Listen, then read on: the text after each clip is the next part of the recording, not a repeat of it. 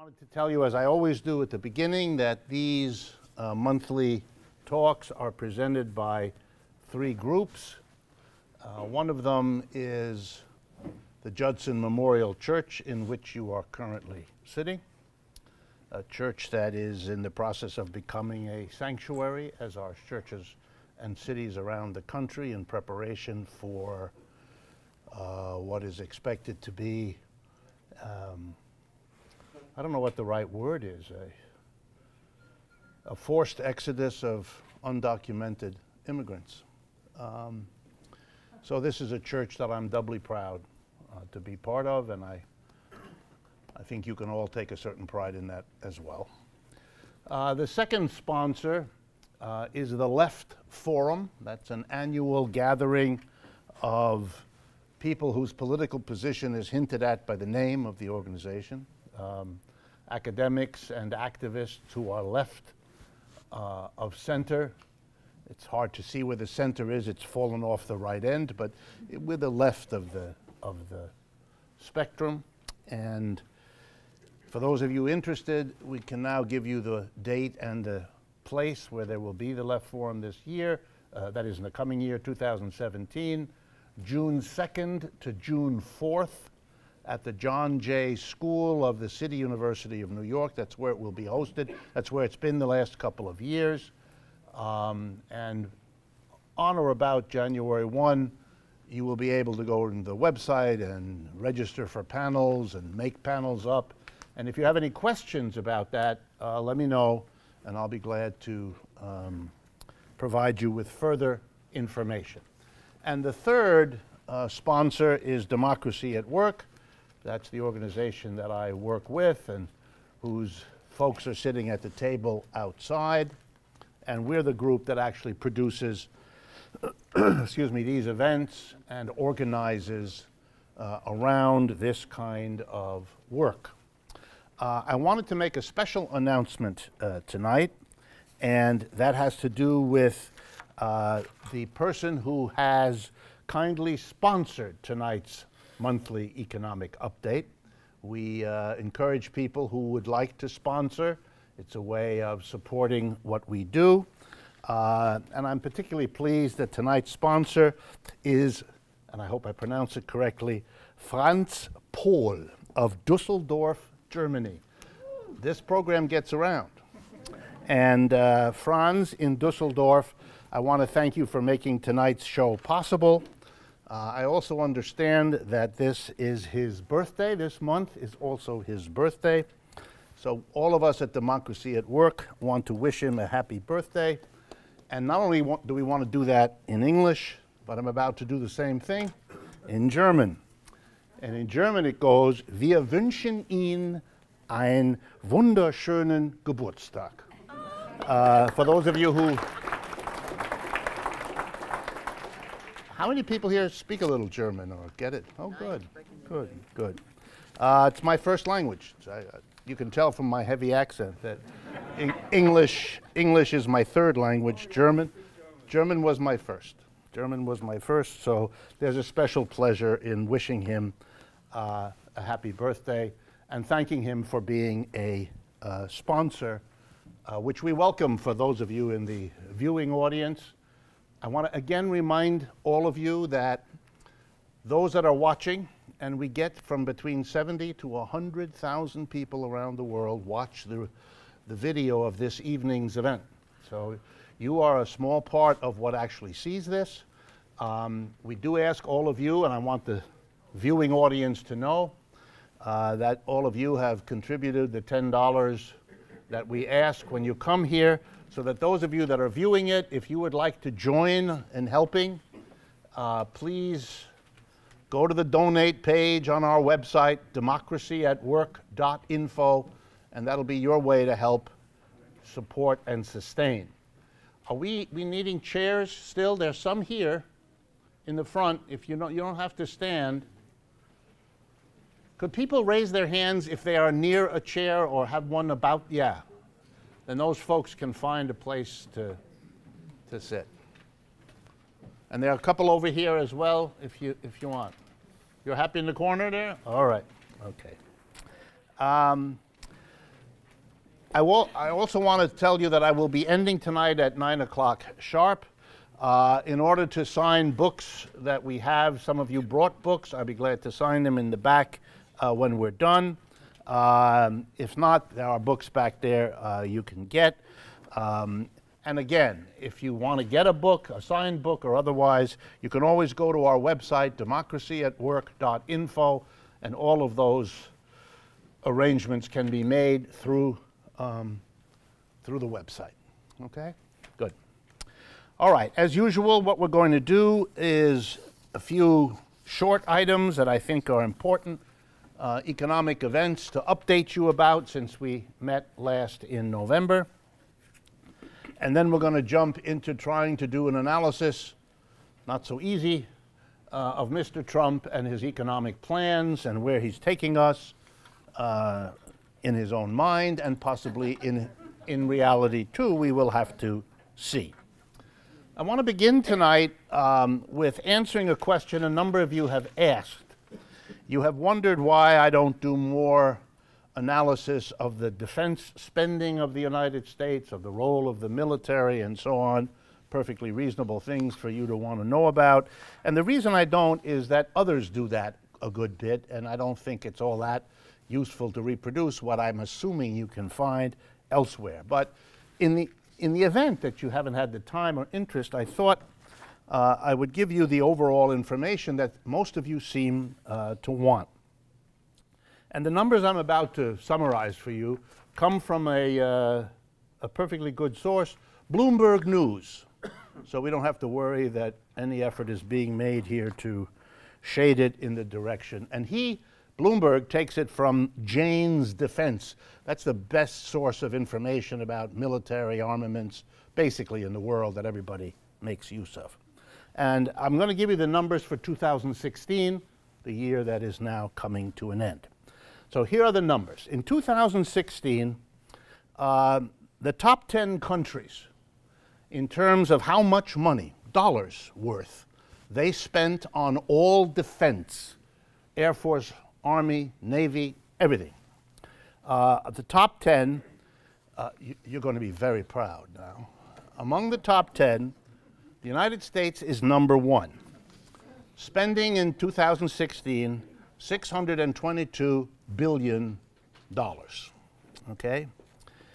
That is more money than the combined spending of the next 9. You understand? Number 2 is the People's Republic of China. Remember the number for the United States? $622 billion. People's Republic of China, $191 billion. Not even close. Next one, I'm reading in size. The United Kingdom, $53 billion. Russia, $50 billion. Saudi Arabia, you have to stop. We're talking about countries with the hundreds of millions of people, and then there's Saudi Arabia, which doesn't have anybody. I mean, there are people, but not a lot. But they're right up there, number 1, 2, 3, 4, 5. Next is India, France, Japan, Germany, and South Korea. But the key number for you to keep in your mind is this year, the United States has spent $622 billion, number 1 of the top 10, and that, if you add it up, is significantly more than the total spent by numbers 2 through 10. We are in a universe all by ourselves.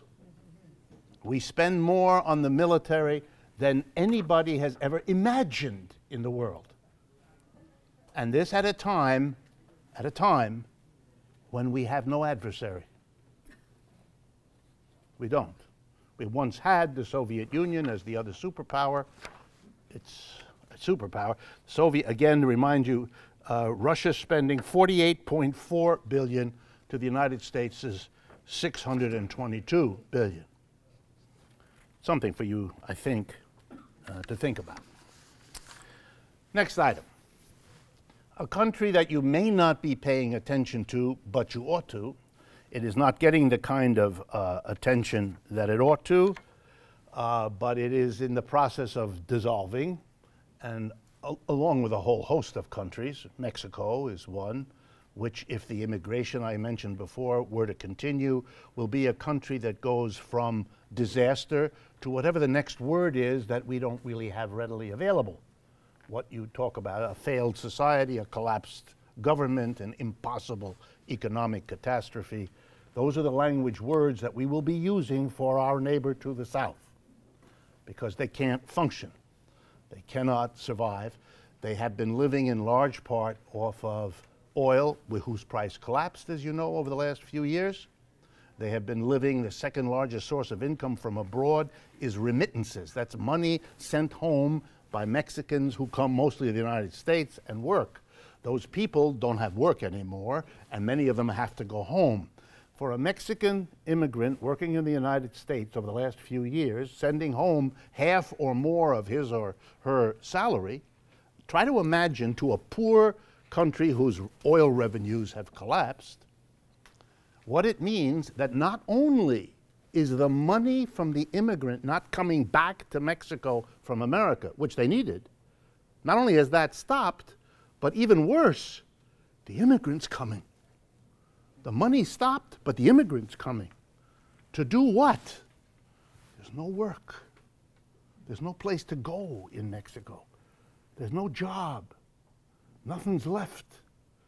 And these are people coming back who can't go anywhere else, at the same time that the money that might have helped them is stopped coming. No one knows where this is going to go other than catastrophe. But that's not the country that I want you to think about. And I don't want you to think about another country you might think I'm talking about, India, whose extraordinary leadership made the effort over the last few weeks of abolishing money, which is a difficult task under the best circumstances, and India is not in the best circumstances and hasn't been for 1,000 years. It is a very, very poor country with extraordinary inequality that just took the means of payment from the mass of people away from them, so that they have to stand in line at a cash machine to get the equivalent of 20 or 30 bucks, which they can do every 2 or 3 days, try to figure out how to live. It's a disaster for the mass of people who depend on cash, causing riots in the street and all kinds of things that India can't afford. But that's not the country that I want you to think about with me. And indeed, I could mention quite a few, since the world economy is in very, very bad shape. The country I want you to pay attention to, because it's a sign about what we're going to talk about America, is Brazil. Brazil is important because of what they did yesterday. The Congress in Brazil added to the constitution of the country a 20-year spending cap. The government, I'm not going to give you all the details, can't spend any more money in any of the next 20 years than it did before. This is a country that has now seen its GDP, its total output of goods and services, over the last 3 years drop by 10%. Folks, that's a staggering situation. Massive unemployment. A higher rate of bankruptcies than Brazil can remember. It's a catastrophe country that has now said it will not allow the government to come in there and do anything to help the situation. It is called, in the Brazilian Portuguese, it's a combination of austerity and national suicide. And it's called austericide. I didn't make this up. It's austericide is the language that it's called. The former government, for a while, under which Brazil did really quite well, was the government of Lula. Some of you know the Workers' Party in Brazil, a left wing. And when he finished his term, Dilma Rousseff, the woman who took over that government, and who was caught up in a corruption scandal and was basically thrown out. And a government that stepped in that has not been elected to this day, run by a man named Temer, T-E-M-E-R. He's the one who is ramming all of this stuff through, and the conditions of Brazil, already horrific, are blowing up. Brazil is the largest country in Latin America. For Brazil to blow up, And for Mexico, I mean, there's very little left here of wiggle room. And once I explain to you what Trump is doing, these problems in this part of the world, as elsewhere, will get worse. Next item. There was release of information through the Chronicle of Higher Education that I said to myself speaks volumes about the United States economy, even though it's a very particular statistic. It's about public colleges and private colleges in the United States. And what it does is it compares the amount of money paid to the president of a college, on the one hand, to the average earnings of students who've graduated from that college. I believe it's 10 years after they're out. 10 years after entering the school, excuse me. So the salary, average salary of a student 10 years after entering related to the president. So let me start with the public college presidents, because I learned from this statistic that if you're going to be, any of you planning on it, if you're going to be the president of a college or university, don't choose a public college. Don't do that. Okay, the highest paid president of a public college in the United States is Michael Godfredson, the University of Oregon, who gets paid the following sum for his annual salary. $1,215,000 is what he gets paid as president of the university. Excuse me, for those of you who I've spent my life in the university, if you do not know what the president does of a university, you're okay, because nobody else does either. As best we can tell, the job of the president is to raise money for the institution. This sounds like he's working, but it actually means going to rich people and foundations and big corporations and reminding them that a gift to the university is a tax-deductible expense, and arranging to make that as profitable as possible. This is the work that they do, and it requires many glasses of champagne, lots of expensive food, sinking ever lower into a leather-bound chair, that sort of thing. Michael Godfredson, University of Oregon. Then quickly, number two. No, they didn't do it the arithmetic right. Making even more, 1.3 million, is the University of Houston, a public school. Then comes Georgia State, Texas A&M, University of Texas, Iowa State, Michigan State. You get the picture. And these are all people making about just a little over $1 million. Well, what's the average salary of a student 10 years after he or she entered? In the case of Oregon, $41,700. In other words, the ratio of what the president gets to the average income of a student going through that university is 29 to 1. I could make a lot of comments, but in the interests of polite language, I won't. Now I'm going to move to the private schools. Okay. We're going to start with a very famous school, and therefore it's of course appropriate that they pay the sum I'm about to describe to you. I'm referring, of course, to Wilmington University. Anyone here from Wilmington? I thought so. I never heard of it. I spent my entire life, part of my time at the University of Massachusetts was helping our graduates find jobs, and I had to talk to people at universities all across America. I know a lot about where they are. Never heard of Wilmington. But Jack P. Barcelona clearly heard of it, found his way there, and it's a private school. His salary in 2014-15, $5,449,000. And the average income of a student 10 years after entering Wilmington, if the student was aware at the moment that they were entering Wilmington, that average was $42,000. So you go to Wilmington, you get $42,000, but the president in the fancy office with 12 secretaries, he gets 5.4 million. Now, reading quickly the top private schools. For those of you planning, again, to be the president of a private school, these are the ones you want to work for. Next one, Washington University in St. Louis, 4.2 million. Southern Methodist, it's good to be a Methodist, 3.4 million. Here's one, Belmont University. Must be right near Wilmington University. In fact, maybe they're both the same university. They just figured out that by having one building, I shouldn't do this. Okay.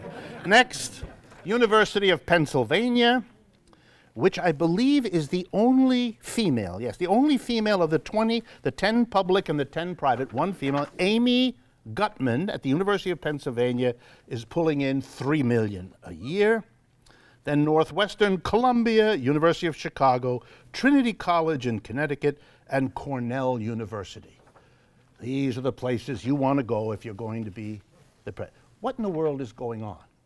What is it that makes it necessary for the president of a college, whose job it is to raise money, to turn out to be a person who's raising money, above all, for themselves? Where does it come from? What mentality of the notion of the educational activity of a university requires, and the answer is it has nothing to do with education. Nothing, not even the most remote. This is a replication of corporate governance. This is giving to the head of a university the same kind of crazy money you give to the head of a large corporation, which suggests that there might be other similarities, if you let yourself think about it. Because you want to get those kinds of people, the ones that want and expect that, who are going to run this school like a business. That's what it means. It's running just like a business. Next item. I'm going to say something nice about a corporation. I look for those opportunities. There aren't many, but I look for them, and so I can share them with you. And I'm going to talk to you about IKEA, the company that some of you buy furniture, you know, the kind of furniture you buy and then you take home and try to make it look like it does in the picture, which some of you can do and the rest of us cannot do, and say things about IKEA which I will not repeat.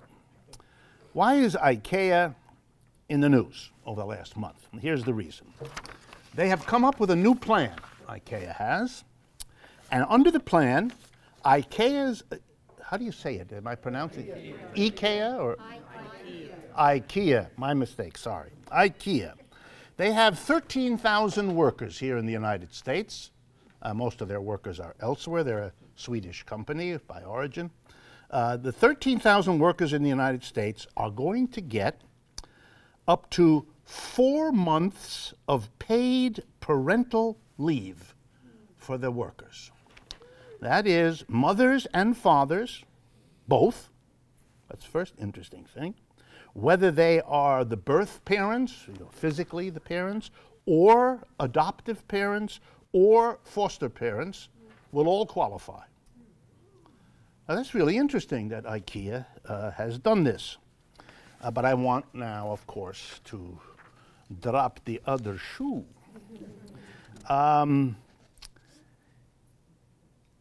4 months, roughly 18 weeks. So they're going to be offered 18 weeks, mother or father, paid leave. In Sweden, IKEA's employees are also offered paid leave. The difference is they have been for many, many years. And there's another slight difference. They don't get 18 weeks, they get 68 weeks. Let me let that sink in. IKEA gives its Swedish workers 68 weeks, that's more than a year, of paid leave for a parent, male, female, adoptive, birth, or foster. Amazing. And the article, which is from the Century Foundation here in New York that does this kind of research, does some other kind of research. It did a study of the top 60 US employers, biggest 60 employers, and found that out of those 60, 31 had no paid leave whatsoever for their employees. So the majority of the top 60 firms in the United States offer their employees nothing in the way of paid leave. That leaves 29 who have them. Okay? Of the 29, 22 demonstrated unequal leave for fathers, adoptive parents, and lower wage employees. Now, folks, I want that to sink in, right? The majority of America's biggest corporations offer nothing. The minority that offer, the vast majority of them give fathers less than mothers of paid leave, give adoptive parents less paid leave than birth parents, and if you have a lower wage, well, that's too bad. Your kids don't have parents at home because you have a lower wage. Doesn't it make obvious sense? You have you live in a society that works like this, And so you get a lot of attention if you're IKEA, if you give people 18 weeks of paid leave because you're in a society that doesn't understand any of that. But there is another difference that's relevant here between the United States and most other countries. You know that we are the only country that does not have a mandate. In other countries, there's a law. You have to give people paid leave. We have no such law. This is entirely up to a corporation to do it or not do it as it sees fit, and clearly the majority has seen fit not to. But the other difference between us and the other countries, is in this country, we are deeply proud of our family values. I didn't make this stuff up, folks. You do. You do. Here, this is another important one before we get to Mr. Trump. Bloomberg, on December 8th, lovely story, really caught my attention. For those of you who like steak, beef steak. Now, you have to like beef steak for this, but you also have to have a second thing going for you, which is you must have money, lots of money. There is a new industry in America of producing high quality, now take it easy, really high quality steaks. I'm going to list for you a few of them. By the way, these steaks are so good that they have names. Like you might be used to getting beef or a steak. Oh, low class. Ready? Here we go. Chapel Hill Farm Randall Lineback Steaks. 2 chops, $98. They come from Chapel Hill Farm in Virginia, which has 700 cattle on 22. This is the information you need if you're going to get a really good steak. Otherwise, it just comes from something running around somewhere. And that suggests something about you if you would eat something that's running around somewhere. You would like to know if you care. Okay, that's one. Here, Blackmore Wagyu, $180 a pound. You can only get it from Curtis Stone's Butcher Shop and Restaurant in Los Angeles. But they will send it to you if you would like. Next item, oh yes, another variation, ready? Olive-fed Japanese Wagyu. You have to pay not only for the beef, I'm not making this up, I can show it to you. You have to pay for the plane ticket from Japan that brings it. And you also have to pay for a loving young man who holds the thing for the whole flight. I made that stuff up, but the plane ticket is correct, okay? The cattle rancher involved is Masaki Ishii. Because, of course, it matters. $80 a pound. Belcampo custom-aged steaks from a California pasture. I wouldn't buy this because California's a large place. They should have had the good taste of telling us where in California it was. Then the double RL, $200 for a 44-ounce bone-in ribeye. $200, you get a lot of bone, but it's very good bone. All right, last one. Oh, yes, this does. The Snake River Tomahawk steak from the Snake River in Idaho.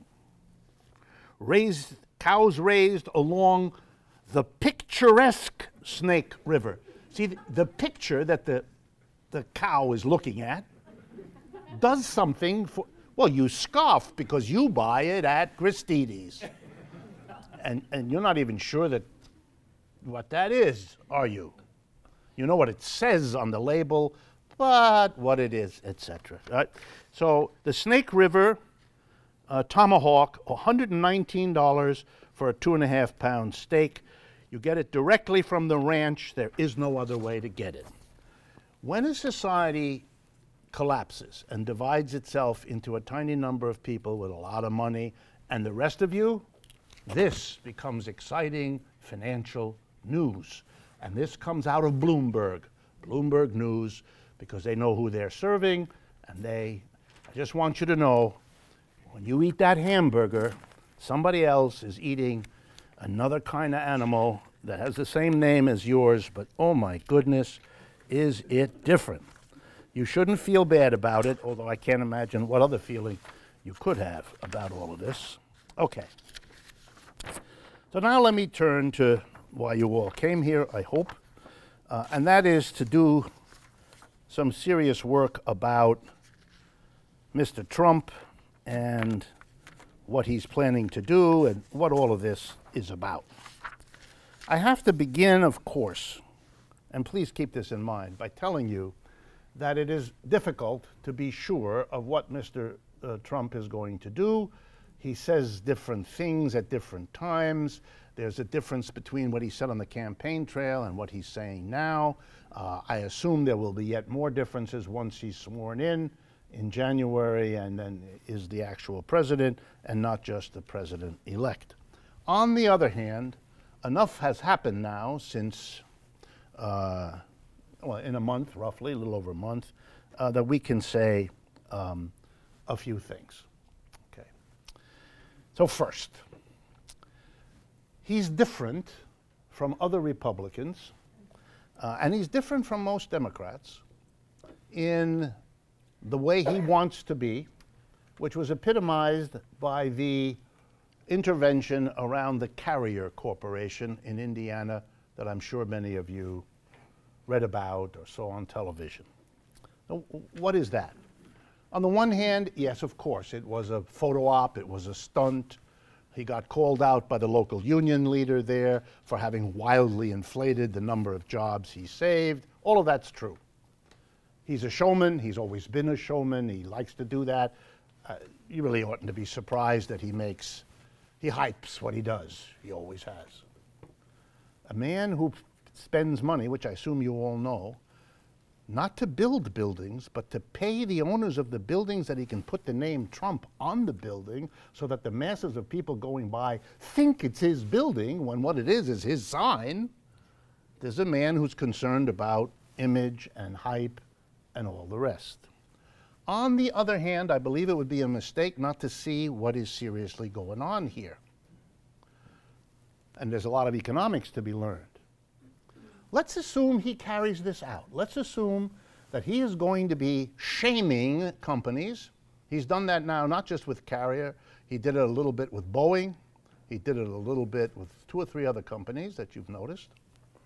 He is going to threaten them, that's what he's done, that if you move jobs out of the United States, to Mexico is the example he's given, but jobs anywhere, at least hypothetically, there are going to be consequences. He's having meetings almost every day in Washington with businessmen and women who represent all kinds of businesses that are worried. During the campaign, he did this to the Ford Motor Company. There was a bit of a scandal there that he asserted that Ford Motor was about to move a lot of production to Mexico, and that he had a conversation with the head of the Ford family, and the plan was dropped. What is going on? Well, there's a number of ways to understand it. First, the political way.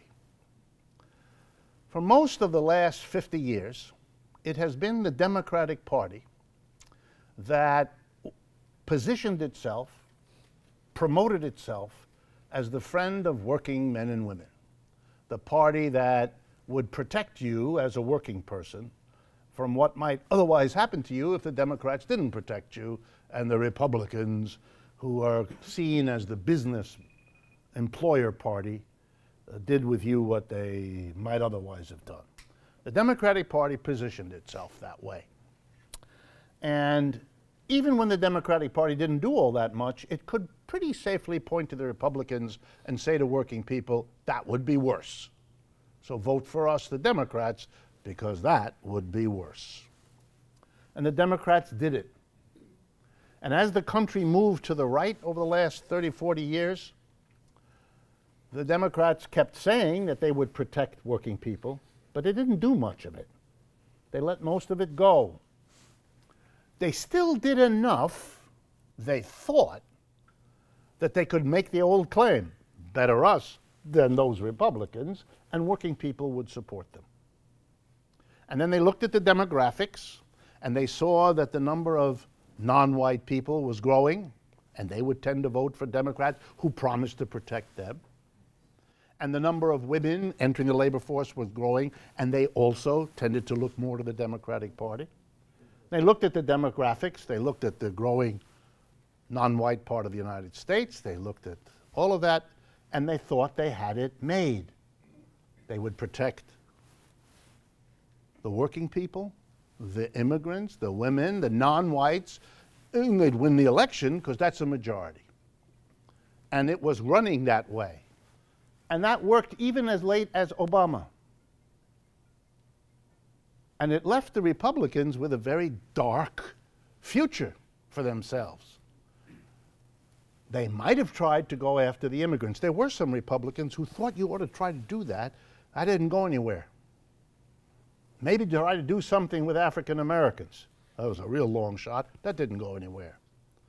Try to do something with women. That didn't work either. But there was a group that they could do something about, and they did. And Mr. Trump did it more than anybody else.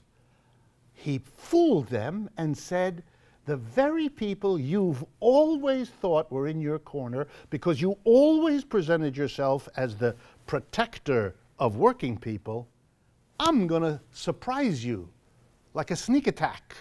I am going to shake up the world by saying, no, no, no, I, a Republican, am going to actually do something for working people that the Democrats have been notably failures at doing. Over the last 40 years, whether the Democrats or Republicans were in, American jobs were moving to Mexico and China and everywhere else in a vast flow. The Democrats didn't do anything to stop that. Neither did the Republicans, to be sure. But the Democrats didn't. So Mr. Trump decided, I'm going to get a significant number of those working class votes by actually doing something, or at least appearing to be doing something, which is all I have to do, because I can say, even if I'm only appearing, and even if it's hyped, it's better than them, because they're not doing anything, pointing at the Democrats. This is not stupid, and this is not hype only. This is a serious maneuver which worked. Got him the election. Also, now the next question, will it continue? Will he continue? Well, partly it has to. because what he gained, he can lose in a flash.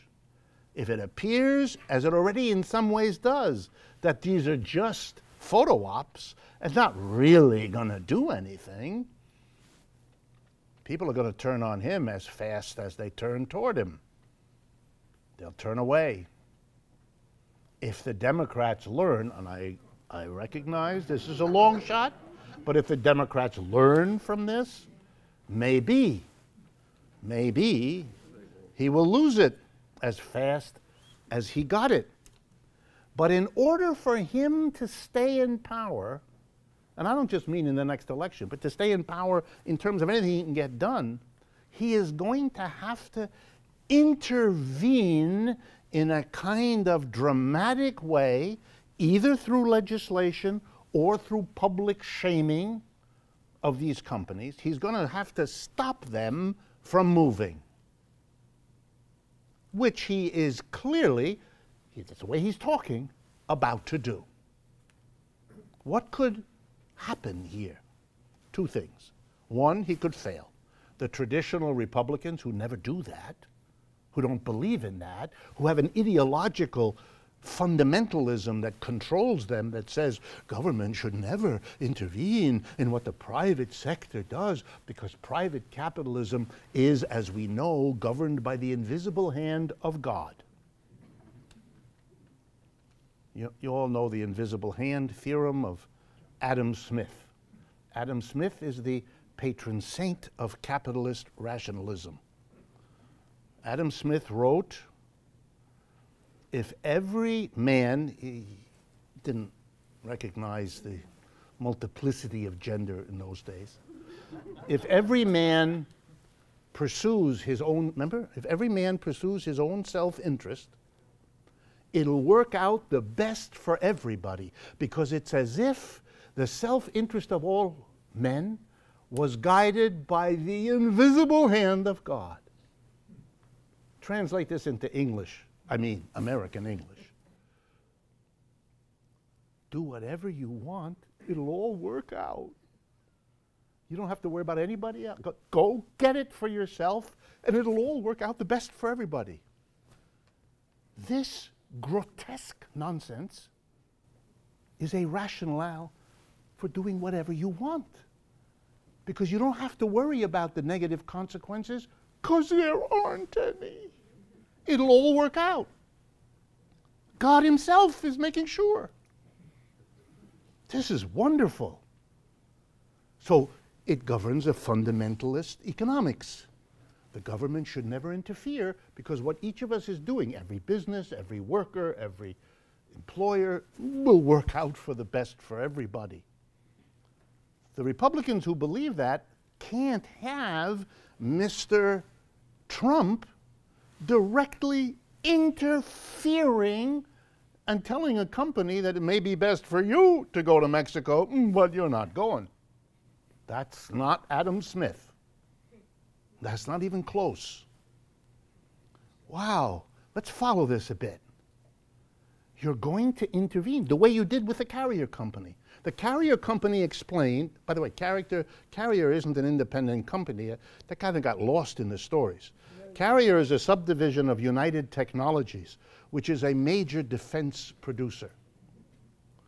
Obviously, the government can tell Carrier to stop making air conditioners and to start making hot dogs, and they'll do it because they depend on the defense contracts for United Technologies, which is a parent of things like the Sikorsky helicopter and a whole bunch of other defense producers. The government can tell them what to do. But he didn't go that route, the quiet route. He went in the very public, I'm going to tell you what to do. You're not going to go where the market dictates. You're not going to make more profits in Mexico. You're not going to go where wages are. You're not going to do what a capitalist is supposed to do. I'm not going to let you. I'm going to directly interfere. That tells workers, oh, there's somebody who's doing something. That's what he needs to do. And maybe he'll get away with it. Maybe the Republicans will fold. But there are already signs, and they don't want to. Several of them have said it already. Although it took a Democratic liberal to blow everyone's mind by attacking, you're going to love this, attacking Trump for threatening capitalism, his phrase, by interfering in the market. Was this a Republican? No. It was a liberal Democrat, whose name you've probably heard, Larry Summers, an advisor to Obama, an earlier advisor to Clinton, once president of Harvard, now a professor at Harvard, a liberal economist, saying that Trump says the liberal is violating what? Capitalism, which, as we all know, works best if the government doesn't direct. Wow! Talk about the bankruptcy of the Democrats. So maybe he'll get it. Maybe he'll do it. Maybe the Republicans will stop him. Maybe the liberal Democrats, other than Larry Sam, will wake up and stop him. But maybe they won't. Maybe he'll get it done. And maybe he'll do it. And then let's think about that. What would happen? You can see it already with the union at Carrier. That's a union shop. The head of that union attacked Trump, but he also had to thank Trump for saving 800 jobs, or whatever the actual number was. That's not good for the Democrats, to split those workers so that half of them are grateful and that's good for Mr. Trump. He doesn't have to get them all. He just has to get a good jump of them. That's how he won those states that gave him the Electoral College. That's all he needs. So maybe it'll work. And then we're going to have a really interesting thing. Then we're going to have a realignment of American politics. Then workers are going to start looking at the Democratic Party as the unreliable advocate, and the Republicans as then the Republicans will stay in power a very long time. And then we'll have a really interesting political alliance, won't we? A traditional Republican Party that is the party of big business, which was never able to be more than the party of big business, and therefore was always in great danger in American history. Because the party of business is the party of a minority. A tiny number of Americans are employers. Most Americans are employees. You've probably noticed that. So if you're the Republican Party, the champion of the employer, you have got an enormous problem. Or in political science, you've got no mass base. You've got no masses of people. That's why the Republican business have to go out and make alliances with some kind of mass. Like, for example, very religious people. People who don't want abortions ever, anywhere. No, not at all. People who get very wigged out if the flag is trampled on, burnt, or otherwise defaced. People who want to have 12 guns in the back of the truck that they drive. Well, it has to find and it has to bring together those masses of people. It has to make those issues enormously important, because then it can be the champion of something that will give them the mass base, without which they're the party of the employer and they're going to lose. Why are they going to lose? Because we have universal suffrage. Everybody can vote. If everybody can vote, we can all go to the polls and vote for somebody who undoes politically what those employers are trying to do economically. The mass, the power of the mass is the vote. It may not be actualized, but it's always a threat. That's why capitalists don't want a strong government. Because if the government is strong, and it's amenable to the mass of people putting their representatives in, oh boy, then we could have trouble if we're employers. Big trouble.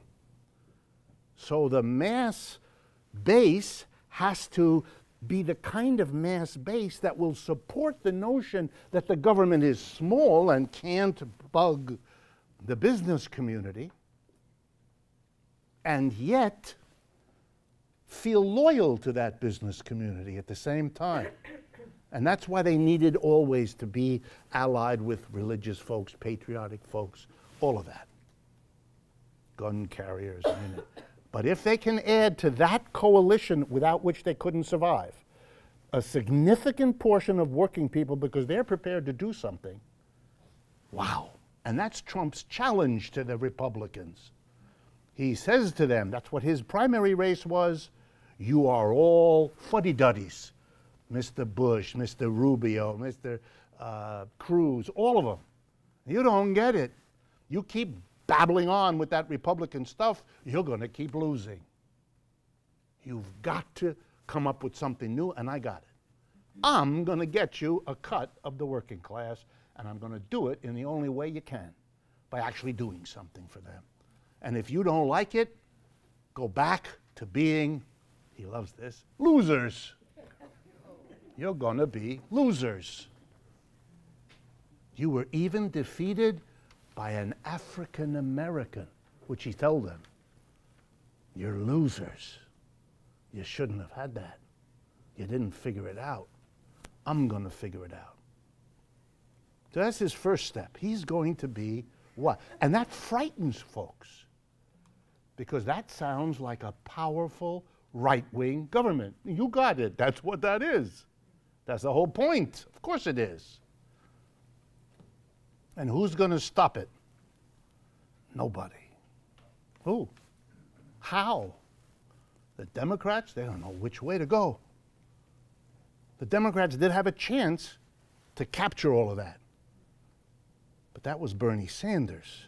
They killed that off. They killed that off. And when they killed that off, they buried themselves. Right. Bernie was a way to take the rage of the working class and move it to the left. Right. You cut that off, you left them only Mr. Trump. And that's where a good number, not all of course, but a good number went. And that was all it was necessary to do. Number two, Mr. Trump is threatening to put a 35 or 45% tariff on goods coming from China. That's how it's sometimes put. Sometimes it's put a different way. Border adjustments in our tax structure. What that means, I don't have the time, but what it means is instead of taxing a company where the production happens no matter where they sell it, you don't do that. You tax a company according to where the consumption of its products occurs. In other words, a company that produced in America and sold abroad wouldn't pay taxes. Only a company, wherever it was located, abroad or here, that sold in the United States, it would have to pay taxes according to how much of its product was sold in the United States. It's a different way of organizing taxation, but it has an enormously powerful effect. Every company that sells in the United States is going to have to pay big taxes, and every company that sells everywhere else has no taxes at all. That's a radical support of export industries at the expense of import industries. Now, what does that mean to all of you? It means if you have a job in an industry that exports, you're in good shape. But if you have a job in an industry that imports, you're in tough shape. Your industry is going to have real serious problems. Over the last several days, the representatives of Walmart, Target, Best Buy, they're all in there, Washington, begging that this not happen because that's their business. Walmart is the outlet, I'm exaggerating, but not by much. Walmart is the outlet for the People's Republic of China. You could not have had the Chinese development of their economy, their industrialization, their producing of all the clothes you're wearing and the toaster that you make your morning breakfast with and all the rest. The only reason the Chinese could develop is because they could arrange for the sale of all of that stuff. They could not have done that at the same time that they built up their industry. They needed to have somebody else handle the selling. I'll do it, said Walmart, thereby becoming the biggest corporation in the United States because it is the agent of the People's Republic of China. They have a big American flag on every Walmart, but it too was made in China. It was. Take a look, you'll see. Made in China. So that's what we're going to do. Mr. Trump says, I'm going to make the working class in America. See me boost exports from America. It'll be too expensive to bring goods in from outside, so we're going to rebuild the industry here, which is what he promised and what he's going to do as a working class Republican Party advocate. That's what he's going to do, he says. Now, what's going to happen? Again, we don't know.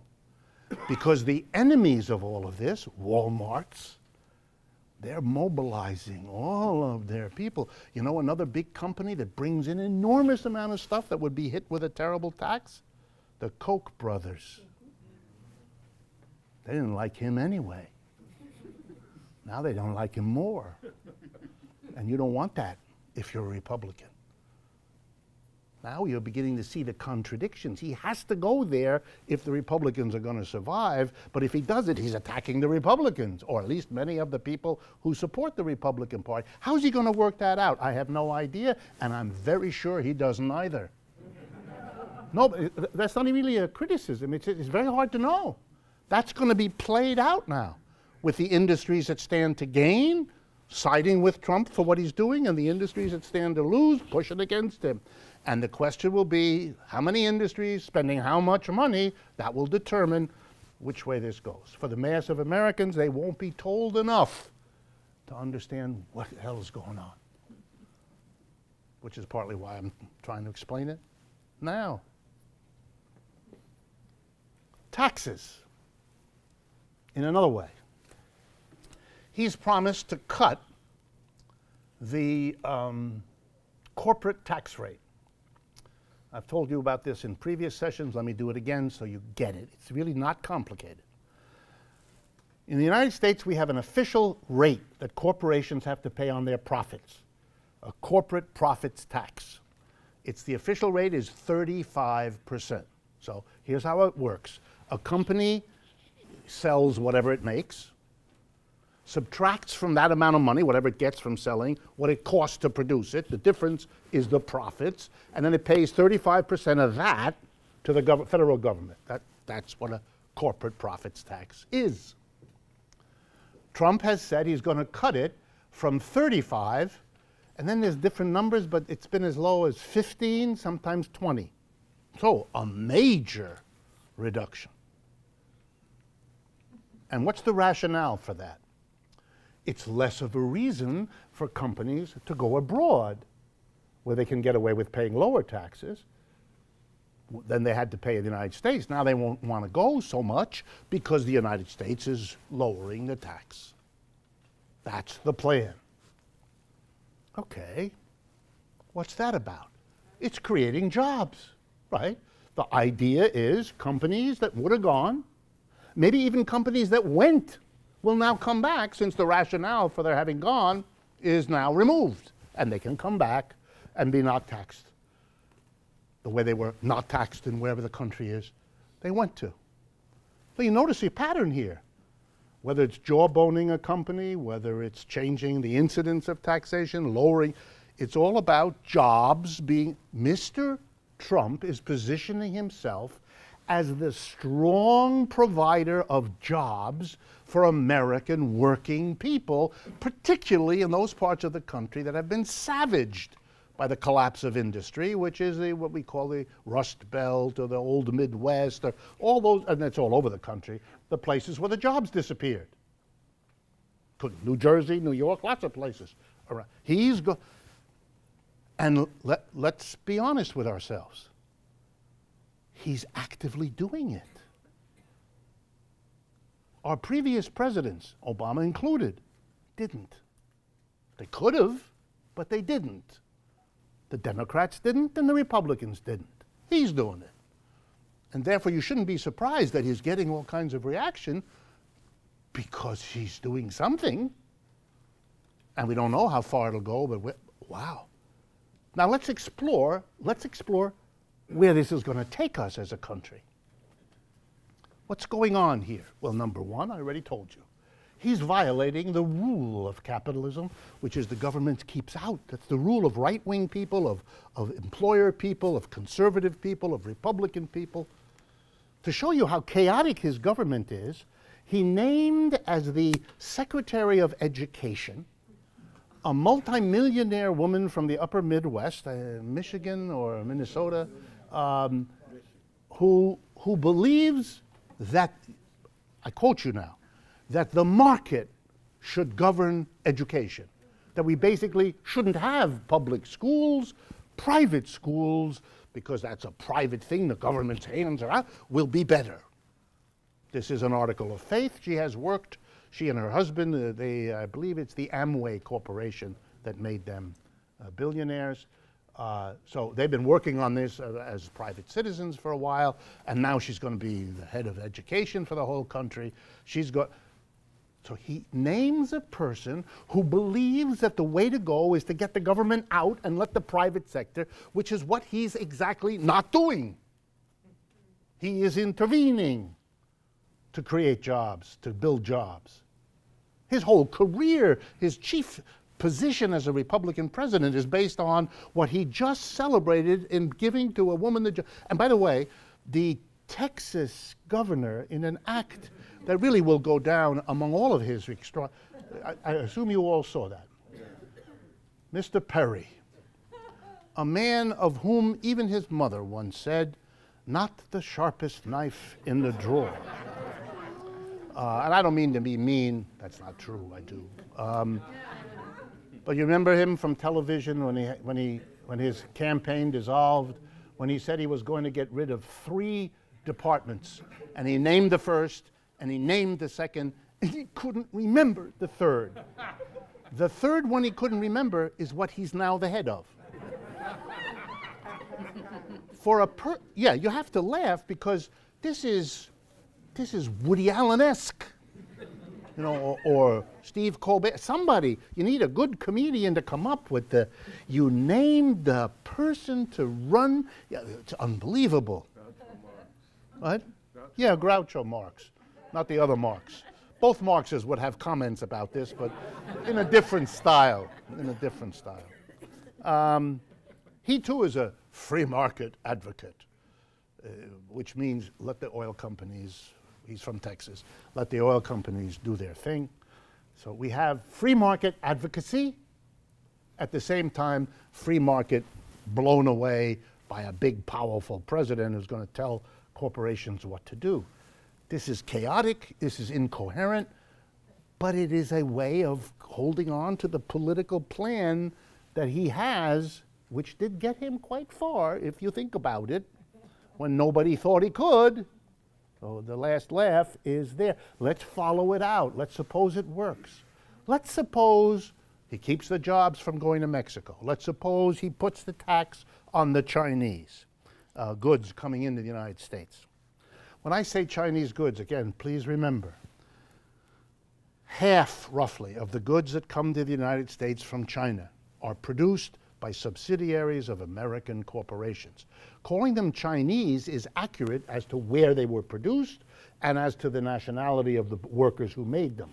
But the corporation that brings them here, that's an American, half of it is an American corporation. So both the Chinese corporations and the American, if they have to pay taxes of the sort that are being described or tariffs, they are going to lose their market here. And that's Mr. Trump's idea, because if we can't afford to bring in the Chinese shirts and pants and socks we're all wearing, then, and iPhones that we're carrying, then we're going to have them, the ideas, produced here, because we want them, but we won't pay the price to bring them in, so we'll have American production. Well, let's follow it out. Number one, if they're produced in the United States, then they're going to have to pay American wages. The reason they went to China was to pay no wages, or excuse me, Chinese wages, which are very low. Well, if they have to pay American wages, because they're produced here, they're going to raise the price of these underpants you're wearing to the point where, I mean, you won't change them but once every month. So they last longer, and people will stay far away from you because of it. You're going to have to, your cost of living, it's going to go nuts. And what are you all going to do? You're all going to struggle, that's what people do, to raise your wages and salaries so that you can afford what it now will cost you to get a toaster, or to replace the carburetor in your car, or to buy the suit you're wearing. And yet, in the private sector, less than 7% of Americans have a union. You're not going to get rising wages that are adequate. The price is going to go up, but your income isn't. This is an assault on you. And poor Mr. Trump will be successful, perhaps, in giving more Americans jobs, even as the standard of living of all Americans goes down. And then Mr. Trump will have to worry, which way is that going to work? Will people appreciate that they have more jobs, or be enraged that the American dream is slipping even further away from any achievement at all? That is, you don't even see it discussed in the newspapers, but you ought to, because it's right there in the logic of this situation. No escape. No escape. But we're not done. Let's suppose it happens. Jobs are created in America. Chinese goods are frozen out. I believe I said this to you last month, and if not, let me say it to you again. To do such a thing is a direct assault against the People's Republic of China. And if you think the last few weeks of the sudden discussion with Taiwan and all the hoopla around the phone call with the new leader in Taiwan, that is nothing compared to what you're going to see. The Chinese economic miracle is 25 years of building up an industry in China, creating massive new industrial capability, creating I don't know how many cities, brand new Chinese cities that are spectacular to see, and a rapid transportation. I mean, China is the new emerging world economy, no question about it.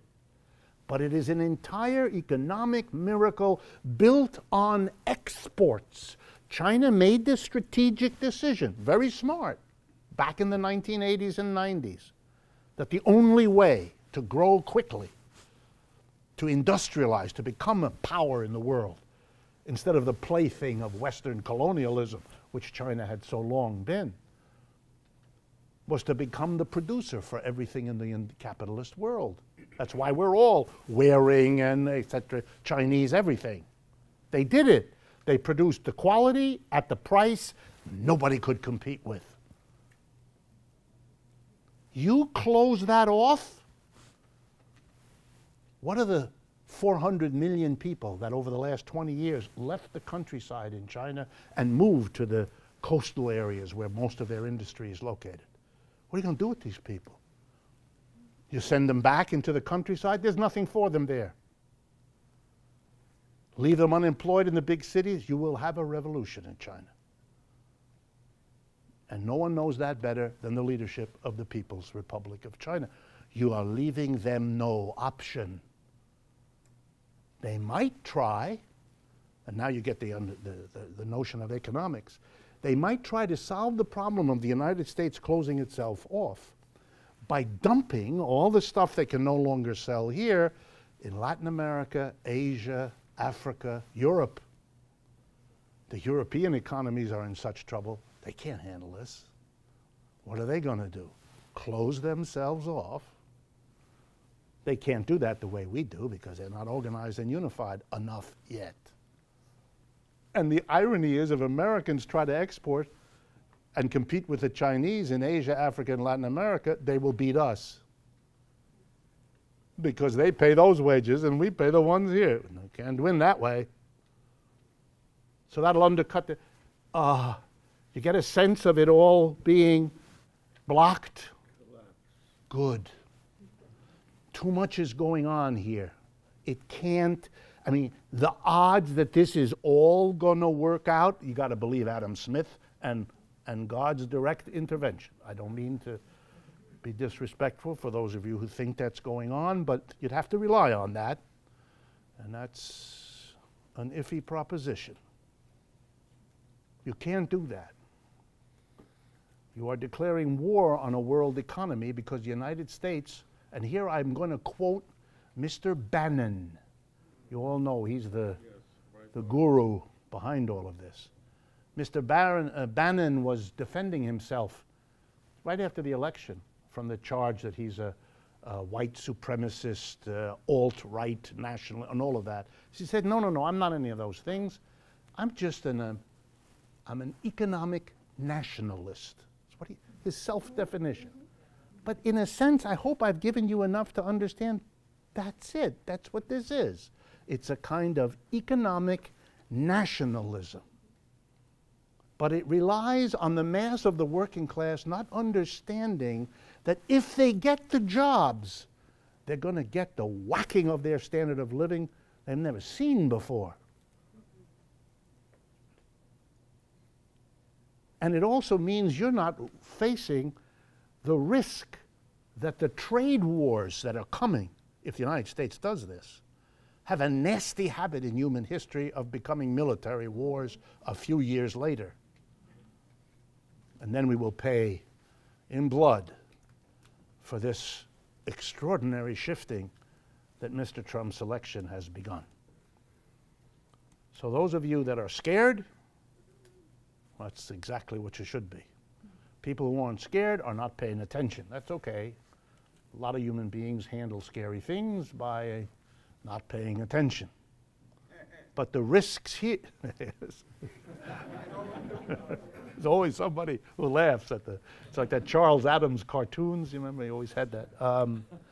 There are very profound dangers in what he's doing. And the dangers are there if he's stumped and blocked by Republicans and Democrats, because at that point, how does he survive? And how does a man like that function if his survival is being threatened? Anger, lashing out, having now surrounded himself with people who, Lord knows what they are capable of doing in the way of slowing him down or not. So if he can't get it done, there's one kind of danger. And if he does get it done, there's a whole other set of dangers. And as some of you said before, you're right. This is a sign of a system whose decline is running out of options. In mathematics, there's a theorem about degrees of freedom, how you can solve a dilemma. How many degrees of freedom have you got to work out of it? The degrees of freedom, like a trap, are shrinking for the United States. That's why we have this crazy election. That's why we have these options facing us. That's why I have the job of making you aware of what you're getting or what we are being drawn into. And the solution here is not, I hate to tell you this, but I've got to, it's not get rid of Mr. Trump and bring in, Lord help us, Mr. Pence. But neither is it Mrs. Clinton. Right? Or for that matter, the man whose popularity in American politics has only gone up, Mr. Sanders. Because he too offers a set of solutions that can't work. What is he doing? Better for sure, but you've got to deal with a profound dilemma here that the economy has been allowed to develop to this point. You don't have all the options you once did. You got to deal with what you have, and that doesn't leave you with very much to be able to do.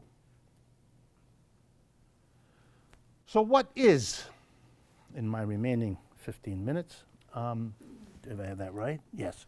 What could we do?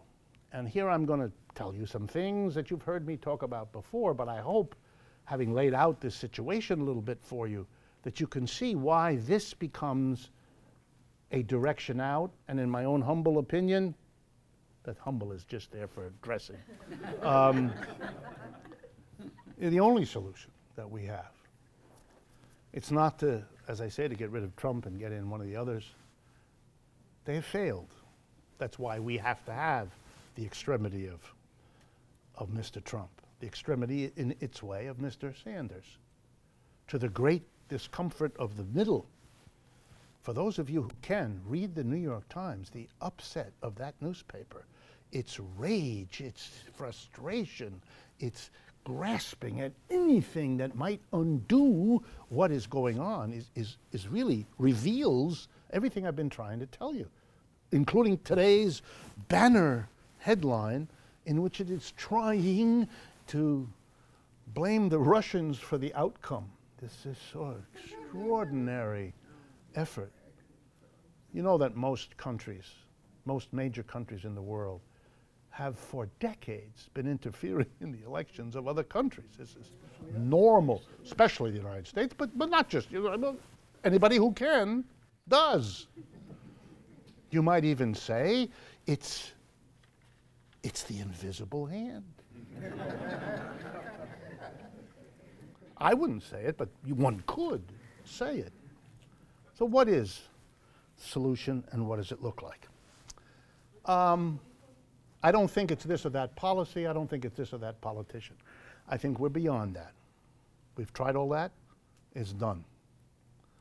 We have to make fundamental changes, and we have to be strong enough to recognize it and then to explore what the fundamental alternatives are and what they might give us. So for lack of a better term, the one I want to suggest to you is worker co-ops. Why would I pick that? Because it's a fundamentally different way of organizing production. Whether it's a factory, an office, or a store, it is a completely different way of understanding what economics is about, what you do when you go to work. It's different if you are part of a collective, of a democratic community that is engaged in production, as opposed to a hierarchical, top-down capitalist enterprise with shareholders, a board of directors, and a mass of workers. So let's begin how it might be different. Suppose a worker co-op organization of an enterprise, and it confronts a problem like people don't want to buy what we produce anymore. We make yellow shirts, and people don't like yellow, or they don't like shirts, and they now want something else. What happens in a capitalist enterprise? Well, first of all, the decision is made by the board of directors and the major shareholder. That's a tiny number of people. The mass of people have nothing to do with this. The mass of people, noticing that the shirts are not flying out of the factory, know that they have now one thing that's important to do, which is to start being very nervous about their jobs. They worry, they get anxiety attacks and panic attacks, they discover Zantac and all the 47 other ways to cope with this sort of thing, and then they worry. The decision is made by a tiny number of people. And if they can't sell, let's say, 20% anymore of those shirts, they lay off 20% of the people. They fire them. There's no point in hiring 20% of the people if the products that those 20% produce you can't sell. So you tell those people, don't come back Monday. This is the last Friday. Good luck to you, and then you forget about them because you're busy working on your company. And then you all know how this plays out. Those 20% workers now have no income. If they have no income, they can't buy things. If they can't buy things, then the people who had jobs producing what they can no longer buy, they lose their jobs. And as this percolates through the economy, we have what's called a recession. By the way, that's where recessions come from. It's one of the ways they happen. It starts somewhere, and then it keeps going, and then we have a self-reinforcing cycle. The irrationality of capitalism is to have not intervened at the first step and said, we can avoid the big problem by doing something about those 20% of the people. Well, what would you do if you were a different economic system? You wouldn't fire them. You'd find something else for that company to do. You'd find a course that they could learn to do something else for which the demand is rising, because you'd go find that. What you would do is not fire 20%. Everybody would do 20% less work. and they would enjoy a leisure. A good thing would come out of the bad thing, because that way you could continue to pay them. You would continue to pay them, and they'd all work, but they'd do less, and their purchasing power wouldn't disappear. And you would prevent that. A rational society would never have done what we do. Because remember the logic, the mathematical logic. If people are buying 20% less shirts, then that money is likely being spent somewhere else. And that's where those workers need to go, to be moved to where the work and the demand exists. We don't do that. We handle it by a decision of an individual entrepreneur who's doing what's best for him or her, which is to lay those people. But what's best for him or her, I hate to tell you this, isn't what's best for everybody. It's not the invisible hand. It's the invisible smack in the face.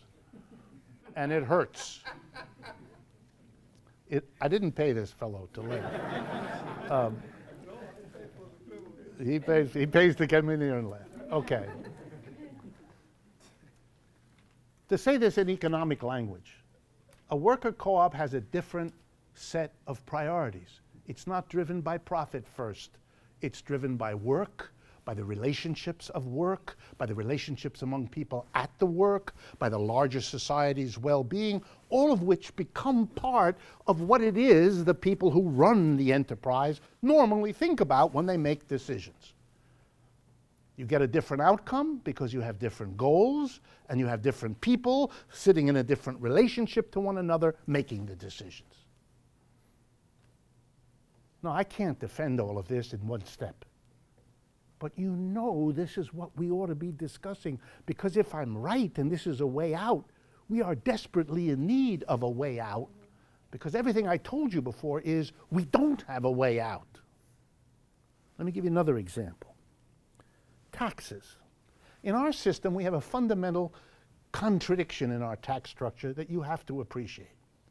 We have really employers on the one hand who pay a tax. Remember the 35% profits tax I told you about a few minutes ago? Employers pay a tax. And you, as working people, you pay a tax, your income tax, right? Every April you do your taxes. Well, if you divide the society into two groups like that, and taxes have to be raised so that we have schools and hospitals and roads and all the other things that are paid for by taxes, you immediately provoke the society into an endless contest in which the businesses try to shift the tax burden onto the people and the people onto the businesses. The problem is the businesses have the resources to win, which is why all of you are screwed. You pay the taxes. Let me give you just a couple of examples. In 1946, at the end of the war, when the power of masses of people, because of the Depression and the war, really made the mass of people powerful, for every dollar raised in taxes by individual income tax, for every dollar that Washington got from individuals, it got $1.50 from corporations. In other words, corporations together paid 50% more in taxes to the government than individuals. Today, the relationship is for every dollar that is paid by individuals, corporations pay 25 cents. Do you understand? From $1.50 to 1 to 25 cents to 1. Over the last 50 years, the burden of taxes has been shifted off of the business community onto you. And the society is riven by that. We now have a president who says, I'm gonna cut the corporate tax massively again. Again. And that's the logic of this. You got two different groups of people, employer, employee. They both want the government to do it. We want the government to give us student loans, and to have a public swimming pool, and to make the roads work, and to have the fire department come, and corporations want the government to give them nice orders, and to build the roads where the trucks are needed. Business has its demands on the government, the masses do. Business pays taxes, the masses do. This is a setup. What business is going to try to do is pay the least while the government does the most. And what we as the masses are going to do is the same thing. We're at each other's throats, whether we're publicly aware of it or not, all the time. And we're losing. You're losing. By the way, will it work, this cutting of the taxes for American corporations? And the answer is, don't be naive. And let me show you. Let me show you with a concrete example. Yesterday's newspaper, the Israeli Times. Why the Israeli Times? Because the Israeli Times carries a front page story that the Knesset, the parliament in Israel, is thinking of cutting their corporate tax from 25% to 6%. Why? Because then no American, even if America cuts it to 15, it's still going to stay in Israel because it's 6. You know what this is called? It's called a race to the bottom. What the United States is doing is provoking every other country in order not to lose what it has acquired in this last 30 years to do the same thing. And not only will that frustrate the United States because it will not get the jobs that he's hoping for, it has a much worse effect. It means that the Israeli government, already on a knife-edge struggle with its own Arab population, is now going to have much less in the way of resources from its corporations, and therefore have to cut back the schools, the hospital, and that's going to blow up Israeli society. And the same thing is happening everywhere else. The system isn't working. That's the message here. For the first time in my life as an adult economics professor, the notion that we may be not in a society having problems, but we may be in a society dying, a particular way of income, of earning our income, is no longer viable. And that the issue is becoming more and more for all of us. Are we going to go down with this ship? Or are we going to get off and go on a different boat in a different direction? Last point. How do you do this? How would you go in a different direction? And here I'd like to make a strong plea that we think a little locally. I even want to thank Steve over here for having pushed the point into my head recently, and he's quite right. We don't have to wait for the federal government, for the state government. We can do these things locally. We can build local worker co-op sectors of our economy to demonstrate how it's different if decisions are made democratically by workers, if the priority is jobs and security and relationships, not profits. If we're not going to be at each other's throat about taxes, because in a worker co-op, the employer and the employee are the same people, so there's not going to be a fight, but who pays the taxes? It's all the same. Now we really deal with the question, how much taxes do we need to have the government do what we want it to do for us? These things are doable, and they're doable at a local level. Imagine if we had a mayor, a city council, local politicians, who were able to say, maybe capitalism is in such serious trouble that we have to now, not later, begin to create the alternatives so that we can see whether they work, so we can explore them, we can experience them, we can try them. We need to have worker co-ops working all over the place so that people who want a job in that kind of a situation will have a place to go and to see. And the rest of us can watch how it works and see if it gets better outcomes. You know, we spend a lot of time saying, well, there's global warming and climate change. We better do something before it gets... Yeah, well, we have the same problem with our economic system. Only we can really do something here, too, if on a local basis we did it. Last point. The British are already ahead of us. I've told you this before. Some of you have heard me. I want to tell you again because some of you haven't. The British Labour Party, the #2 party in England, which may very well win in the next election. This last week, Mrs. May, the Prime Minister, made a terrible mistake, appeared in a photograph with $1,200 leather pants. These are the sorts of things you cannot do, and she made a mistake. And now that's all that the British people are talking about, her pants. If the Labour Party wins, here's what the Labour Party is committed to. Number one, every business in England, this will be the law, the Labour Party will push through Parliament.